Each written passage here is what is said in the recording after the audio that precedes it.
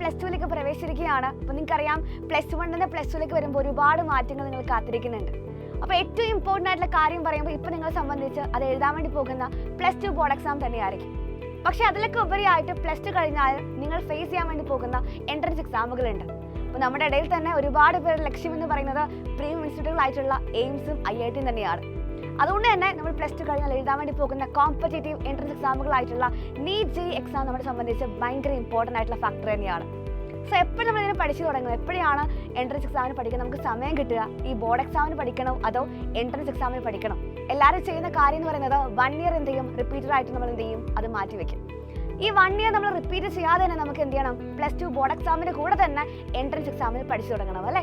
Plus two board എക്സാമിന് ഒട്ടും കോട്ടം വരാത്തതിൽ നിന്ന് നമുക്ക് എന്ത് ചെയ്യണം, എൻട്രൻസ് എക്സാമിനും കൂടെ പഠിക്കാൻ സാധിക്കണം. സോ എങ്ങനെയാണ് മക്കളെ എൻട്രൻസ് എക്സാമിന് ഇപ്പോഴേ പഠിച്ചു തുടങ്ങാൻ വേണ്ടി സാധിക്കുക? എങ്ങനെയാണ് നമ്മൾ പ്രീമിയം ഇൻസ്റ്റിറ്റ്യൂട്ടിലേക്ക് ലക്ഷ്യമാക്കി പഠിക്കാൻ സാധിക്കുക? അത്തരത്തിൽ ഒരുപാട് കൺഫ്യൂഷൻസ് നമുക്ക് ഇപ്പോഴും ഉണ്ടായിരിക്കും.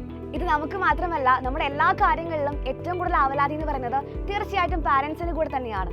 സോ നമുക്ക് എല്ലാ സംശയങ്ങൾക്കും ഉത്തരം ആവശ്യമുണ്ട്. അതുകൊണ്ട് തന്നെ നിങ്ങളുടെ എല്ലാ സംശയങ്ങൾക്കുള്ള ഉത്തരം തരുവാനായിട്ട് സൈലം ഇതാ ഒരു ഫ്രീ ആയിട്ട് റോഡ് മാപ്പ് സെഷൻ നടത്താൻ വേണ്ടി പോവുകയാണ്. സോ മക്കളെ നാളെ രാത്രി 8 മണിക്കാണ് ഈ ഒരു സെഷൻ നടക്കാൻ വേണ്ടി പോകുന്നത്. അപ്പോൾ നിങ്ങളുടെ എല്ലാ സംശയങ്ങളും നിങ്ങൾക്ക് എന്ത് ചെയ്യാൻ വേണ്ടി പറ്റും, അവിടെ ഇന്ററാക്ട് ചെയ്യാൻ വേണ്ടി സാധിക്കും. എല്ലാത്തിലുള്ള ഉത്തരവുമായിട്ട് സൈലം ടീം ഇവിടെ റെഡിയാണ്.